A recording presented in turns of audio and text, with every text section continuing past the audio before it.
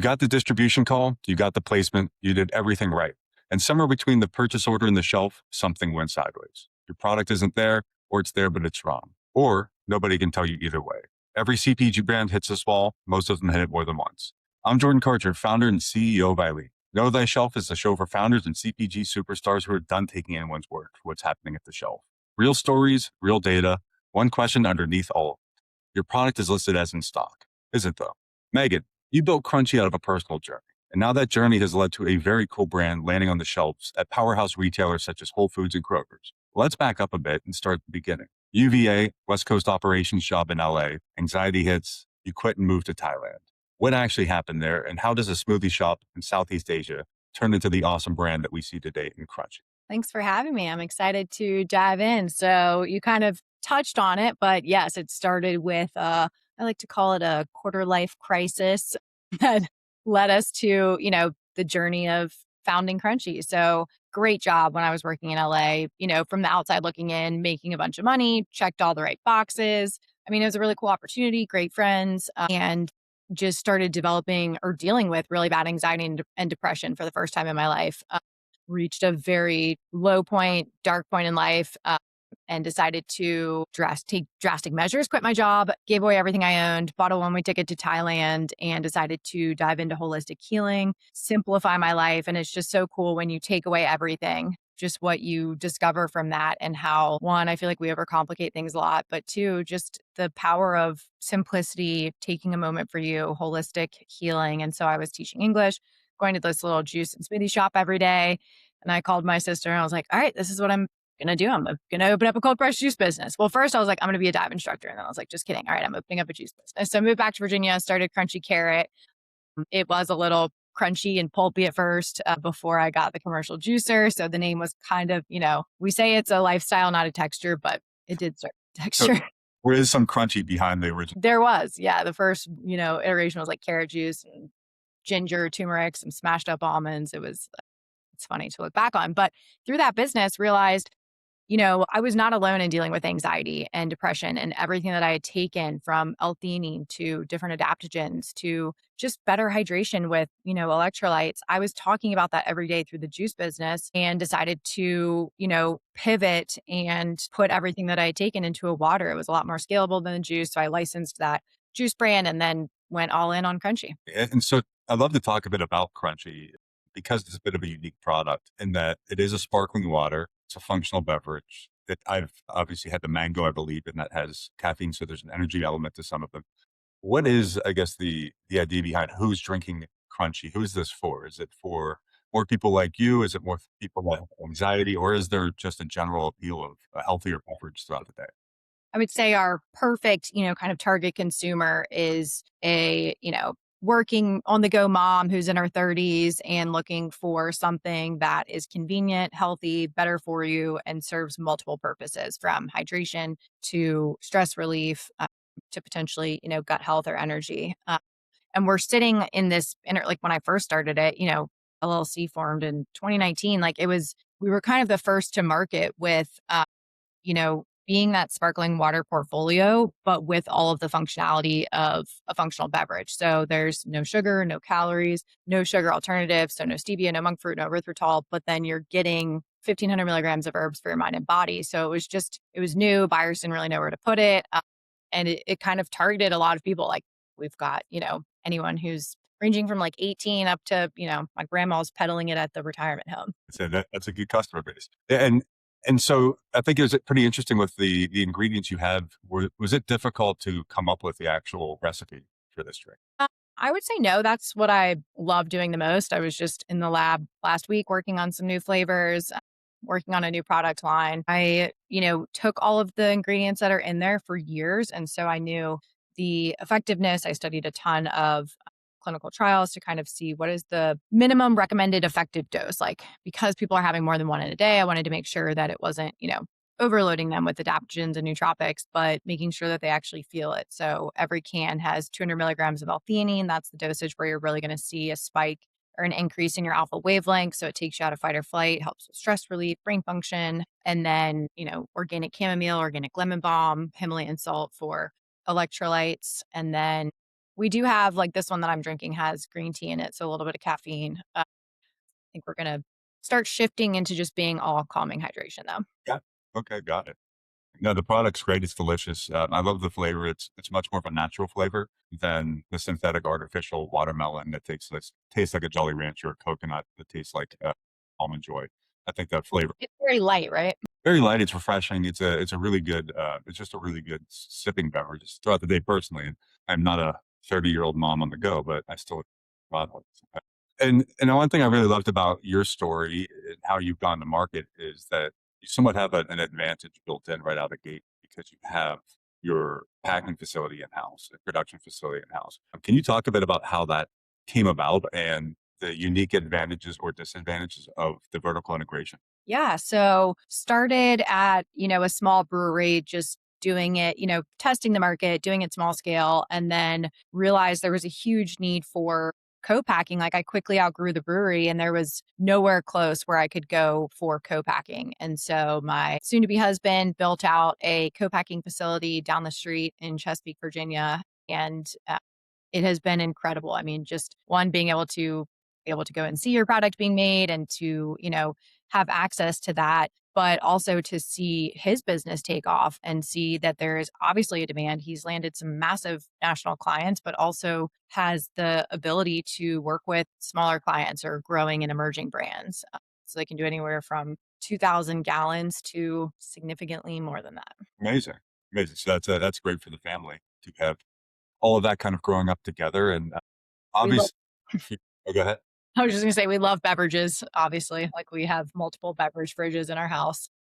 I'm sure you guys have quite the range, but for you, you probably get exposed to a lot of different ideas just through that process. I mean, I think that's something that when you are working with co-packers, you kind of go and take your ideas and then you just get the product.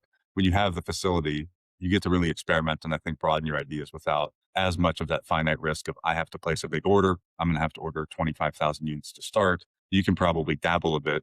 And then this even leads me into the question about how you really started building the brand. You probably could take this out to a farmer's market in Virginia and test things out if you really wanted to get real-time feedback. That's exactly what I did. But so is that and so I guess that's a good starting point. So obviously the brand has grown quite a bit. It's doing really well. What were the early days like? How did you get the first customers? What was the go-to-market for Crunch? Well, you nailed it. Farmers markets. I mean, that was such a incredible opportunity to one, get real time feedback. Like I would any flavor that I wanted to try, any idea that I had, I would print out these little surveys and have I mean, it's the most packed farmers market in Virginia Beach. And I would have hundreds of people stopping by, trying a new potential flavor. We would put it in a keg and, pump out little shots for everyone. And, before we could afford real market research, that's what we did, and it allowed us to make small batches, test it with our loyal consumers, and then take it, from there. But we also gained a huge following just from doing, a couple farmers markets locally. We had exposure to Whole Foods. We had the Whole Foods, local buyer reach out. We had Wegmans reach out to us. We had Kroger. We met them at a small trade show in Richmond. So like 10 corporate Kroger execs. And that's how we got Kroger. So taking that small approach and being able to test a product without a lot of overhead led to like I don't think we would be where we are today without doing that first. Or at least we would have had to spend a lot more money. For sure, yeah, the cost of startup. I mean, the farmer's market is, I think, one of the best paths for an emerging brand just to get that real-time feedback.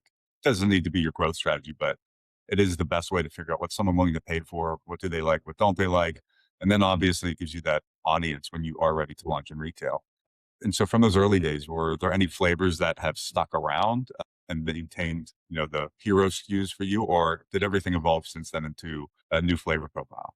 The watermelon was one of the first that I launched, and it has continued to be our top seller. So that has been cool to see that one continue to be the hero product. Pineapple coconut, we launched that last year. That's our, pretty closely tied with the watermelon.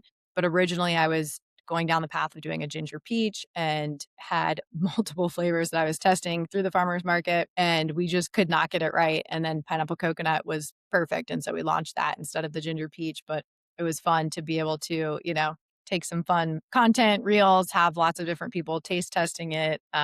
And now we have a top performing SKU from that.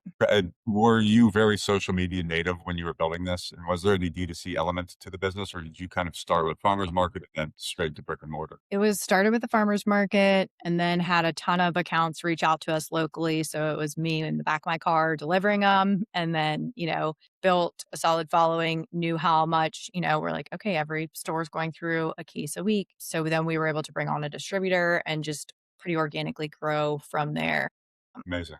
And I guess somewhat counterintuitively, as you started this journey trying to reduce or alleviate anxiety, and you picked a career that has a tremendous amount of anxiety. Have you been able to maintain and navigate that through the process, or do you find that this is more, I guess, fulfilling than it is anxious in the process of building a brand? I would say it's definitely been a learning curve. Obviously, when you start a business, I don't really believe in work life balance. I think it's harmony. There are seasons when it's going to be busy. There are times when, you're going to need to work 7 days a week nonstop. But I've been able to slow down, take the weekends off. Doing a lot of yoga helps.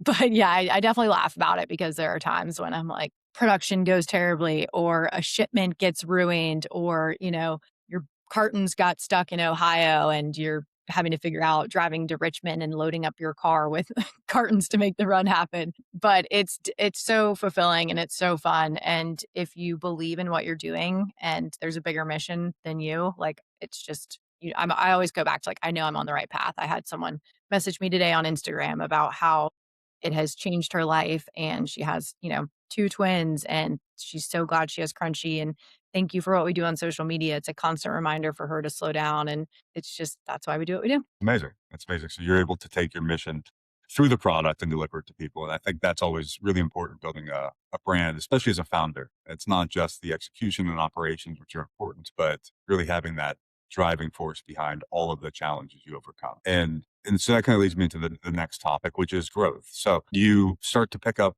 retail locally. You do start to grow through Whole Foods and different chains they reach out. Can you walk me through what that was like going from kind of that I can drop this off in my car to now it's getting beyond my control and I'm trying to figure it out? I would say it's definitely a tough transition when you go from having complete control over every part of the process, from like literally batching it yourself, delivering it, to then, all right, we're scaling up, we're producing, 40,000 cases at a time. And now I have a national distributor. That was really hard. Again, you think just because they're, a distributor, they're going to do X, Y, and Z. I learned the hard way why you started this business. You need to have someone that's merchandising. You need to have multiple people in the store checking on it. You need to have, you know, demos, TPRs, go to aisle, socials, targeted ads. Like it's just wild how much goes into just one retailer launch. Like that was very humbling. That's a part we always talk about with new founders in particular is the cost of growth is not linear. So it's not just, hey, we're picking up Whole Foods, but when you pick up your first chain, you don't have the infrastructure in place. And then good and bad of it is you could be successful and the scale just comes so quickly at you that little things that you don't pay attention to, little issues. We focus very heavily with Eileen on authorized SKU gaps. So if you have 4 SKUs out there, typically 10 to 15% of stores are missing at least one of the SKUs. And that's just stuff that crushes brands over time because there is no management. And so to be able to navigate from where you were to where you are, it seems like you figured out a lot on the way. How have you managed that growth? And has your team grown a lot, or is it just your understanding the pain points and bottlenecks more effectively with the team you have? I would say we've been able to keep the team pretty small and knowing when to outsource, because growing my team wasn't going to help us be better at retail. Like that's why we're talking to you. And we've got different demo companies and merchandisers, and trying a lot of different things, and every company is different for what works for them. But for us, we've noticed merchandising is clutch. Like we increased our units per store per week by 30% when we started merchandising. Paid ads on the D2C side led to a boost in retail as well. And so just knowing, one, do you have the funds to scale in a retailer? Because I think people get excited like, oh, it's so cool. Like Target reached out, but do you have the budget that's required to do well in Target? Yeah. Well, and I think even on your side, how difficult, or maybe it's not difficult, is the scale of production based on you having everything in house and being able to, I guess, either ratchet up or down. If Target does come in, or Walmart comes in and says, hey, we want to do a 2,000 store test. What does that look like for you? Or do you just say no at a certain point right now? I have said no to certain retailers. Target, I would say yes to and figure it out. The production is not the hard part. It's do we have enough cash on hand to be able to pay for all of the cans up front? That would be our biggest kind of Yeah. just Period. yeah. Got it. Got it. And what is your dream retailer? If you're not already in them, do you have one that stands out where you're like, if we can do this, this is where we really think this is going to be the rocket fuel for us? I mean, I would say Whole Foods is obviously an incredible retailer. Wegmans is an incredible retailer. Kroger has done surprisingly well for us, and that's been a great retailer. And yeah, Target. I'm Target 2027. That's what I'm putting out there. I like it. We'll make it happen. And where does Crunchy find itself merchandise in stores? Because it can fall into, I think, quite a few categories now with how the beverage landscape has evolved. Do you have a specific location that you are always present in, or is there a place you'd like to be in and you find yourself in other locations often? Ideal set's going to be that functional beverage set next to like Whole Foods. It's next to Trip and Ardor and Junie. Kroger is a little bit different. We're in the drug GM set, working on shifting that to grocery, but drug GM set's going to be like next to Celsius and some of those other beverages there. I would say it's a lot better now than when we first started. People didn't really have like functional beverages just blown up in the last 2 years. So it's a lot easier now to be like, okay, put us in the And functional and beverage. just speaking for someone who's I'm if the category, know the brands, have tried them, like the flavor, but I don't always know what the differentiation is between the functional purpose. How do you communicate the difference between a crunchy and a recess or a breeze or a trip? Or is there a way to communicate that effectively in the retail location? I would say for us, it's really focusing on the sparkling water part. People that are looking for the simplicity and lightness of a sparkling water, that's what you're going to get with Crunchy, plus the benefits of stress relief and calming hydration. Because none of the other brands that you mentioned fit into that flavor portfolio. So I think it's really leaning in on, that it's a sparkling wellness water. Yeah. Makes a ton of sense. And where do you think this category evolves? I mean, we've seen non-alc, obviously there's functional, then you have CBD cannabis, then you have traditional bev alc, and then you have soda, functional soda. So it's become really almost fragmented over the last 2 years, as you're mentioning in the functional space.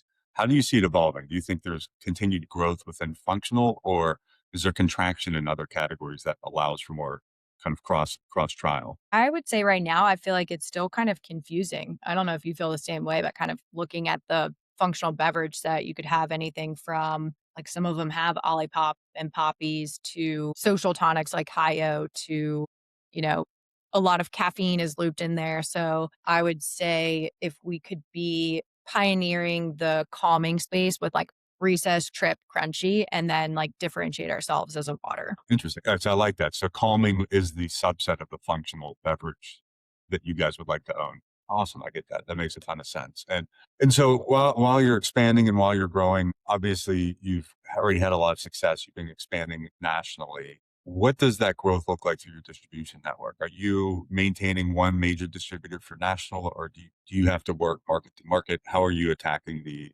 national footprint with a small team? So we work with UNFI right now. And then for the rollout with World Market nationally, that was through Fair. And we just ship direct to World Market's warehouses. So I love that model. I love, like working with Thrive Market, being able to just directly ship to their warehouses.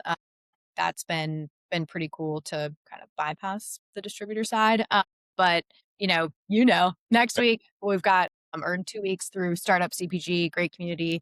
We're doing one of the tastings for the KeHE show with all of the KeHE buyers. So we're not in KeHE, but it's like an opportunity to test the market, talk to all of the people that work with KeHE, and see if there's opportunity there. And so what type of recommendation would you give to somebody going into distribution? Like, how do you treat your distributor in terms of a supply chain part? Is it just purely for shipping? Are you approaching it with these are sales and execution partners? Like where is your mentality heading into either a new distributor or the current distributor relationships?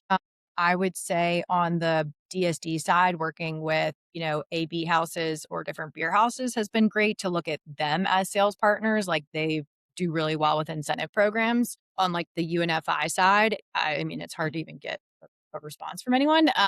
So that was a learning curve and just having to, go to their shows, meet with the buyers, try and reach out to, anyone that that works with them. And yeah, if anyone has the secret sauce to how to deal with a Unify or KHE or, grow your sales that way other than just being scrappy and figuring it out. Yeah, it would need a lot longer episode to go through that. And so I think a lot of things people don't realize is when you do end up in the distributor network, it's not your choice. Someone tells you, retailer will say you need to be with UNFI to sell here. And so you don't have a lot of options there. Is that how you ended up in that situation? Was it part of the growth and you need to be with, UNFI or KHE and you ended up with UNFI? Is that what your experience was like, or was it something you were seeking to help you grow? No, it was 100% like, okay, you're launching with Giant, you're working with UNFI, your Wegmans wanted us to work with River Valley. And then, yeah, we haven't really had much of a choice. At Kroger, we had a choice. But yeah, most retailers are going to tell you, here are my, top two that you pretty much have to work with. And if you're small and emerging, I don't feel like you really have a choice. It's like, here's the distributor we've chosen for you. Makes sense. Makes sense. And I think that's part of the experience for at least my side. When I first picked up KE with my last company, first it's exciting because you go, wow, look how big this is going to be. We got all these DCs, and then you realize how expensive it is to start. Yep. Like, wait, I don't know if I want to be in any more DCs based off of that. And then also you have an expectation that your distributor is selling or managing stores. And I think that's the thing that really gets surfaced quickly is how little they care about individual brands in store. And you have to be able to execute for yourself. And if not, you'll still get the bill backs. You'll still get the cost of storage. You'll still get all the different fees, but you won't get any reorders. Or if you do, they're so lapsed that who knows how many orders you missed. So one thing I'd be interested in your category, what is kind of the velocity or target velocity you have in mind for? It's an RTD. You sell individual units. Is it usually in cold box or are you on dry shelf? And if it's either of those locations, how does that impact the velocity for you? Dry shelf, typically in the functional beverage set, it's all individual units right now. Like Whole Foods really doesn't bring in a lot of 4 packs that I've seen in the beverage set. But yeah, we're aiming to be at about 10 units per store per week. Obviously, I think that will increase once we get 4 packs into some of those stores.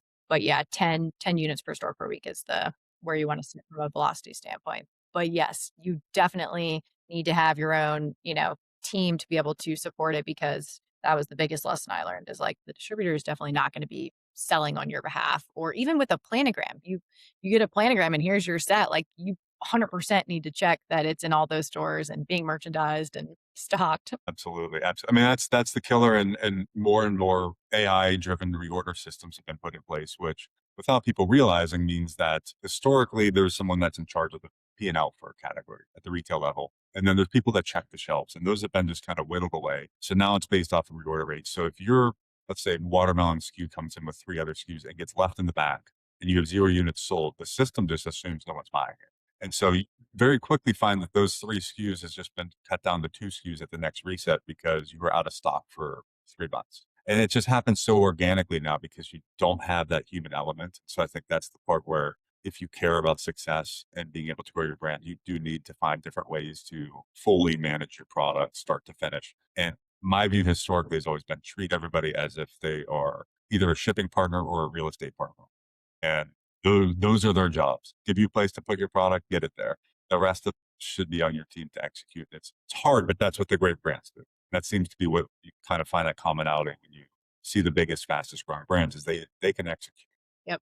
And have enough budget for it. Have the budget. It's always a tricky part. And so that's kind of an interesting part for this next topic would be you're growing really rapidly. It looks like you're growing from about 500K to over almost 1.25 million this year. So, I mean, that's really fast, rapid growth, small team. What are you thinking about for the future of Crunchy? So if do you want to maintain a really rapid national expansion? Are you going to focus on locking into these new locations and driving velocity? Is it go wide or is it go deep in your mind or both? I think for us, it's really go deep. How saturated can we get the Mid Atlantic and the Northeast, and then can we support it with national brand awareness through D2C? other wholesale channels, and then, looking into 2027, which retailers does it make sense to go national with? Because it is, I mean, 100%, we would need to be raising even more capital to be able to take all of our current retailers and go national. So it's, we've got data from Thrive Market, we'll have data from World Market, and then we'll be able to kind of see what that looks like for, going wider and deep with, you know, Whole Foods, Kroger, Wegmans. A great approach. And just for the end of it, I always like to get some, personal stories or feedback on what would you recommend to either Megan when she was just starting this out or somebody else coming into this space. If you could go back in time and say, hey, this is what the next 5 years look like. Here's what I wish you knew now. Do you have any of those kind of off the top of your head that you'd say, like, man, I wish I knew XYZ, or this is what I'd recommend to someone starting a beverage brand today? It doesn't have to be functional, but just you want to break into retail. What do you think? If I could go back in time, or, what I tell people all the time that are starting CPG businesses, I'm like, raise more money than you think you need. And if you're going to launch retail, make sure that you have a clear budget for merchandising, demos, and, TPRs, and potentially, some digital ads to go with that. Because I've seen every retailer ask for that. And I just, was not necessarily prepared for that. So raise more money and have a bigger budget than you think for retail, and take your time. Like, go slow, gather data, have your loyal consumers. Yeah. No, it's great advice. Any final things about Crunchy or about what's coming up for you that you'd love to tell anyone listening today? Uh, we have some new flavors launching soon. I'm working on if I can get it ready in time, a special wedding flavor that's going to be available only on D2C, and then a new product line, which will be electrolyte stick packs. Amazing. Amazing. Well, congratulations on the upcoming wedding. Congratulations on all the success. I appreciate you being here and telling us what your story really helped you learn in the process, as well as how to build a really amazing brand that's homegrown. It's just not something you see too often. So I think that part's equally as exciting for me to see someone building it with control over the product. And I'm really excited to see what you guys accomplish. So thank you so much for joining. And I really appreciate your time. And I do love the product. So personally speaking, get out there, try it. It's a great product. It's delicious. Coconut's been my favorite so far. Thank you. And have fun. Have fun with what you're doing. Absolutely. Absolutely. So that's a wrap for today. If anything we talked about sounds familiar, if you have flat velocity, a broker telling you everything looks fine, but you haven't seen a report in weeks, if you have stores that are not reordering, but there's product on the shelf, come check us out at shopwitheileen.com. We'll give you a free demo to get eyes off as fast as possible. And then we'll help you hopefully alleviate some of that pain while you scale and build a brand coast to coast. Thank you. And as always, know thy shelf.